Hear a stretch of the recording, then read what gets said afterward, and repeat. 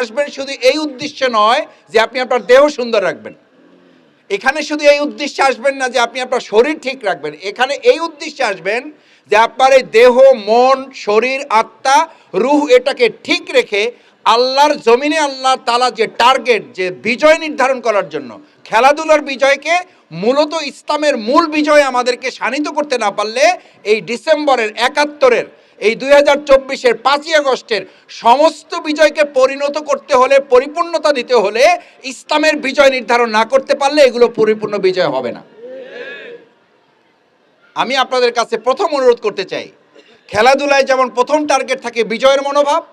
আমাদের আজকের এই খেলাধুলার মাধ্যমে মূল লক্ষ্য হবে আমাদের ৭১ সালের বিজয়, আমাদের স্বাধীনতা যুদ্ধের বিজয়, আমাদের ভাষা আন্দোলনের বিজয়, আমাদের ২১শে ফেব্রুয়ারির যে মাথা নত না করার বিজয়,